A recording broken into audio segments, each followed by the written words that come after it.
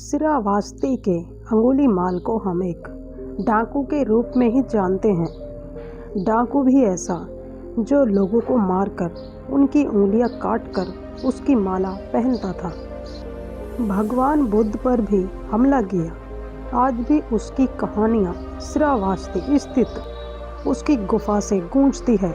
लेकिन वास्तव में अंगुलीमाल कोई डाकू नहीं था, बल्कि भटका हुआ विद्वान ब्राह्मण था, जिसे उसके ही गुरु पत्नी की वासना ने बना दिया हत्यारा। नमस्कार दोस्तों, स्वागत है आप सबका हमारे YouTube चैनल रिया ऑफिशियल वॉइस ज्ञान 2.m में। दोस्तों, आज हम आपके लिए एक ऐसी कहानी लेकर आए हैं जो आपके दिल और दिमाग पर छा जाएगी। इस कहानी का नाम है भगवान बुद्ध से मिलने के बाद डाकू अंगुलीमाल बना अच्छा इंसान, गुरु के शाप से करता था हत्याएं। ये कहानी है अंगुलीमाल की। दोस्तों, ये कहानी घटी थी महात्मा गौतम बुद्ध के साथ। दोस्तों, हम उम्मीद करते हैं आपसे, अगर आप हमारे चैनल पर नए हो तो प्लीज़ वीडियो को लाइक कर देना और चैनल को सब्सक्राइब करने के साथ साथ बेल आइकन को ऑल प्लेस कर देना, ताकि जब भी हम इस पर नई स्टोरी डालें उसकी नोटिफिकेशन आपको सबसे पहले मिल सके। तो चलिए जानते हैं इस कहानी के हर एक छोटे छोटे पहलू को। कहानी का नाम है डाकू अंगुलीमाल। श्रावस्ती में उस समय राजा प्रसेनजीत का राज्य था। इसी नगर के उत्तर की ओर कुछ ही दूरी पर एक गरीब ब्राह्मणी अपने मानवक लोक दर्शनीय नामक पुत्र के साथ रहती थी। उस बालक के जब शिक्षा का समय आया तो उसकी माँ ने इसी राज्य के ग्राम हलहसे के ही निवासी आचार्य मणिभद्र, जो चारों वेदों के ज्ञाता थे, उनके पास वेद का अध्ययन करने के लिए भेजा। कुछ दिन विद्यान करने के बाद एक दिन आचार्य मणिभद्र अपने शिष्य मानवक लोक दर्शनीय से गृह रक्षा करने के लिए कहकर बाहर चले गए। आचार्य के घर से बाहर चले जाने पर उनकी युवा पत्नी, जो पहले से ही मणिवाक लोक दर्शनीय से मन ही मन में प्रेम करती थी, वह अपने कपड़े व जेवर को उतारकर नग्न अवस्था में उसके पास गई। गुरु पत्नी को नग्न अवस्था में सामने देखकर मानवक ने कहा कि आप मेरी माँ की तरह हैं, इसलिए आप अपने कपड़े पहनकर अंदर चले जाएं। लेकिन काम वासना से पीड़ित गुरु पत्नी ने अपने ही नाखून से अपने शरीर को नोच डाला। इसके साथ ही अपने आप को नग्न अवस्था में ही घर के एक खंबे से बांध लिया।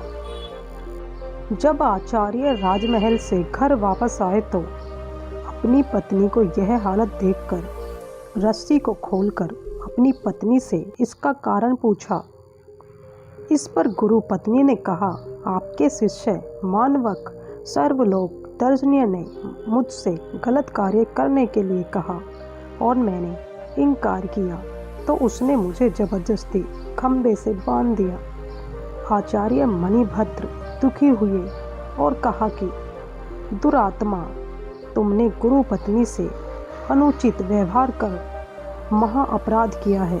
अब तुमसे ब्राह्मण पुत्र कहलाने की योग्यता नहीं है, इसलिए जाओ और 1000 व्यक्ति की हत्या कर डालो, तब तुम्हारे सब पाप धुल जाएंगे।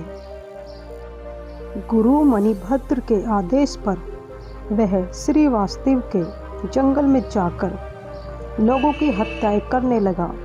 यही नहीं, आचार्य मणिभद्र के कहने पर ही वह जिनकी हत्याएं करता था उनकी उंगलियां काटकर उसको मालाओं में पिरो लेता था, ताकि उंगलियां घायल न हो। आचार्य मणिभद्र ने ही उसे अंगुलीमाल का नाम दिया था। उसने गुरु के ही कहने पर 99 लोगों की हत्याएं की थी, लेकिन लूटपाट किसी के साथ नहीं किया था।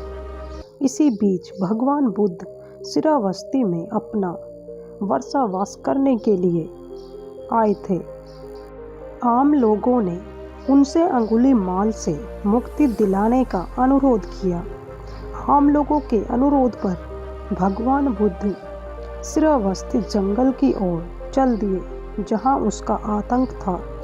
वह जंगल में एक अशोक वृक्ष के नीचे बैठ गए। जैसे ही अंगुलीमाल ने तथागत गौतम बुद्ध को देखा, उनकी ओर दौड़ा, लेकिन वह उन तक पहुंच नहीं पाया। इस पर अंगुलीमाल ने बुद्ध से कर के रूप में उनसे एक उंगली मांगी। यहीं पर भगवान बुद्ध और अंगुलीमाल के बीच शास्त्र भी हुआ था। शास्त्र में हारने व भगवान बुद्ध का चमत्कार देख अंगुलीमाल बौद्ध भिक्षुक बन गया। अंगुलीमाल ने बुद्ध की स्मृति में श्रावस्ती में एक स्तूप भी बनवाया था। सन 629 से 645 ईस्वी तक के अपने भारत भ्रमण में चीनी यात्री हुएंत्सांग ने इस स्तूप को और अन्य स्तूपों को देखा था जो श्रावस्ती में उस समय मौजूद थे। दोस्तों, उम्मीद करते हैं आपको ये कहानी पसंद आई होगी।